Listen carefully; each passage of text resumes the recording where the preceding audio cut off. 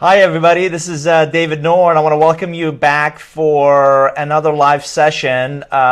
This is a sad one that we're wrapping up this series. It's been a fun series, it's been a great series on 10 relationship impact moments and what I've observed over the years in how individuals, teams, and organizations build phenomenal relationships and leverage those relationships to grow personally and professionally.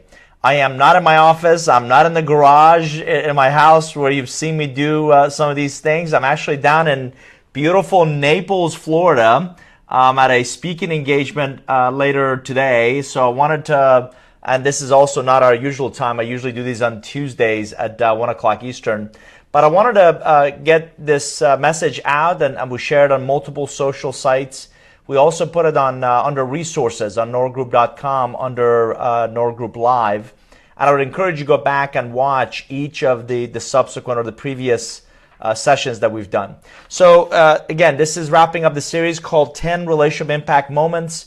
I'm starting a new series to take us through the rest of the year. And just a quick recap. And again, these are relationship development best practices I've seen individuals, teams, and organizations consistently apply in their respective businesses, in their respective teams, in their respective projects. And I've seen this in project management, I've seen this in change management, I've seen this in creating exceptional customer experiences, and I've seen this in driving growth.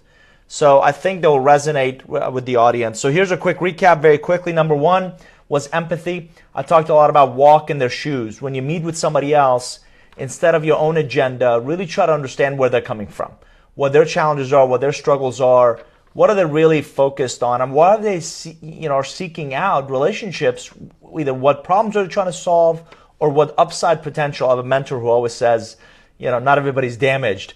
So what upside potential could they also benefit from? Number two is engagement. Show up consistently, show up with the intent to really add value. I'm a big believer of trying to add value to every interaction. Number three is adaptability.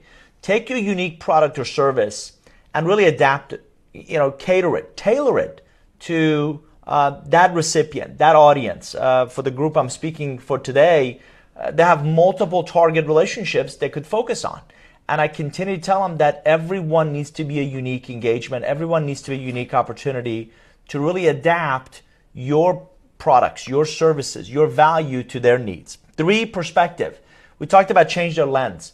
We talked about give them a different view, really help them see a scenario very differently than they may have in the past. So really look at I love conversations where the other side says, that's interesting, I've never thought about it that way. That's an example of changing someone's perspective, changing their view. Number five is conviction. I always said, bring a point of view, bring a perspective, bring a unique view of something. Again, I love contrarian perspective. I love conversations where somebody says, that's interesting, we've never tried that, or we've never thought about it, or we've never done that approach.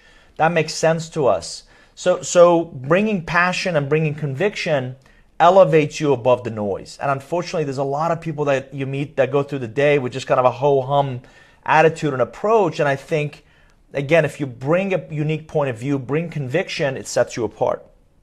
Number six is collaboration. And I've always said collaboration for sake of collaboration is a waste of time. Collaboration to make that end result stronger, end result better, is priceless. So how is that meeting? How is that conference call? How is that next visit better because you were involved? Better because you were invited? Better because you were part of the conversation, if not led the conversation? So collaboration to make it stronger is priceless. Seven is selflessness.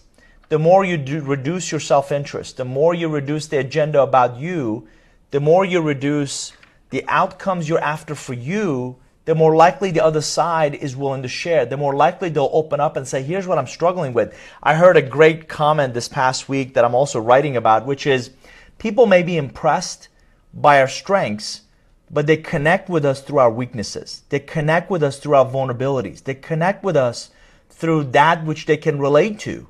So, and it isn't just about, and vulnerabilities, it isn't about, being weak. It's about sharing a mistake. It's about sharing, here's how I screwed up. Here's how I learned from it. I've always believed wisdom comes from experiences. Experiences come from making bad decisions and what we learn from those decisions. So selflessness is about reducing your self-interest and really giving the other side a chance to open up. Number 8, accountability. Own it. I've talked about, I have 0 clients, 0 relationships where they're interested remotely, even in finger pointing. Most people don't care why something doesn't happen. What they really care about is how do we get it done? How do we fix it? How do we address it? So even if the mistake wasn't your fault, I'm a big believer of take the high road. Apologize. It's amazing what simple words like I'm sorry, I apologize, and if you mean it, you got to make sure it's authentic. I apologize, I'm sorry, please forgive me. Go in healing relationship wounds. I'm often asked, how do you fix a damaged relationship? Time is a great healer, but so is accountability. And accountability when it comes to relationships is, again, just priceless. Simona and Ed, welcome. Glad you guys are here. We're just talking about the 10 relationship impact moments and just a quick review. 9 is candor. This is the session I did last time, which is all about say what others won't. Say what others can't. Say what others are not willing to. I tell most of my clients, you're either going to love my candor or you're going to hate my candor. But you need to hear this, that, and I was with a team yesterday, that when you dismiss other people's ideas, they feel belittled. They feel they feel that their value isn't as important to you. So candor, I think most of us could greatly benefit from. Adriana, welcome. Glad you're here. Chris Hayward's also here. Welcome. So the idea of candor, saying what others won't, saying what others can't, I think helps most of us hear what we need to hear, not just what we want to hear. So use your discretion, but if you use more candor in your relationships, I wonder if it would help you focus on fewer, more real ones. So we've been talking about 10 relationship impact moments, and today's session is in the last one, which is improvement. And improvement is all about up their game. Unfortunately, when it comes to relationships, a lot of people, I've said this before, confuse vibration with forward motion. They have a lot of coffee meetings. They have a lot of lunch meetings. They know a lot of people. Respectfully, so what? How many of them return your calls and emails in 24 hours? How many of them reach out to you and ask, how you doing? And how are things going? So I often ask people, how are your relationships better off because of you? And unfortunately, most people jump right into, let me tell you how great I am. Or let me tell you how great we are. Or let me tell you how great my products or services are. And at some point, I have to stop them and say, hold on a second, that's not what I asked. What I'm asking is, how are your relationships better off because of you? And if they're not better off, by the way, I have a very simple definition of better off. Are they growing personally and professionally? Are their lives improved? Are they professionally at a better place than they were before they met you? So if your relationships are not improving because of you, my counsel to you is, again, focus on fewer, but focus on more real. I was talking to somebody earlier today. 2 conversations come to mind from earlier today.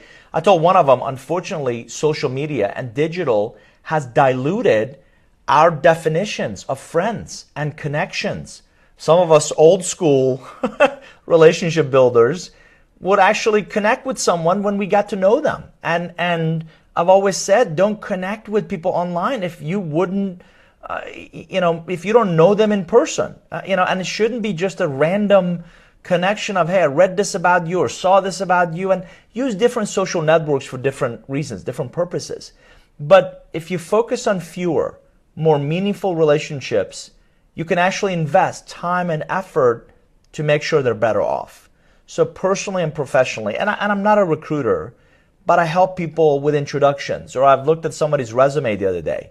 I'm coaching 20 some odd people at the moment and mentoring them in their respective efforts. One of them wants to write a book. I just finished writing my 10th book. Another one wants to grow his business as a sole practitioner.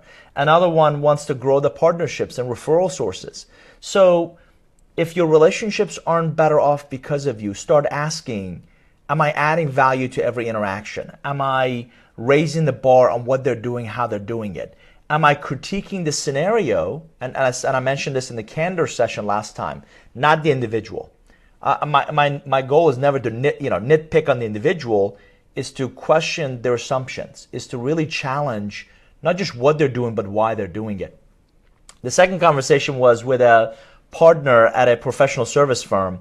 This guy, and we're in the process of hopefully writing a case study or position paper on this. He heard me speak on relationship economics and actually did a training session for his firm. We went back and looked at emails some 10 years ago. And what I love, this guy is like the poster child of what I'm trying to teach other professional service providers, whether you're in engineering or law or accounting or any of these, that you don't have a product or service where you can push the button and have the green light come on. And he's not only internalized the ideas, but he's heard it several times and he started to apply it. And he's not only become a partner. When I met him, he wasn't one. He's become a partner in this firm, but he's now working with a global brand as a client and is generating, $20-25 million a year in revenues from his work. And it's not because he's responding to RFPs. And it's not because he's out there, quote unquote, pitching people. So he says he gets calls on a regular basis because he established that relationship and he's become that go-to resource for them. And they genuinely believe, his clients genuinely believe that they're better off because of him. And that's really the impact that relationships can bring. The people you interact with, the people you work with, the people you feel you have close business relationships with, are they better off because of you? Do they genuinely feel that you've improved their life? You've improved their professional life? You've improved their personal life? And if they're not growing personally and professionally, my fear is they become complacent. And when they become complacent, they're no longer relevant to their business relationships. So this is it. Those are 10, in a summary, relationship impact moments. Again, I've captured each of these in a longer session. I hope you'll go back and you'll watch the previous ones. More importantly, I don't want anything from you. What I want for you is to really internalize some of these ideas. And I've always said great relationships start with you looking in the mirror and asking, what am I doing? What am I willing to do for my relationships to really grow personally and professionally? And I've always believed through our interactions, through our relationships, we can also learn, we can grow through the process. So my name is David Nour. If you want to learn more, you can just go to our website, Nour Group, nourgroup.com. I would check out the blog. I would check out the resource section. All these videos are captured there. I hope you'll subscribe to, we send out weekly blog updates. I'm also fairly active on LinkedIn and Twitter and obviously Facebook, and would love to get your feedback, hear your comments. That's it for today. Make it a great day and a great week. Thanks, everybody. All the best. Bye-bye.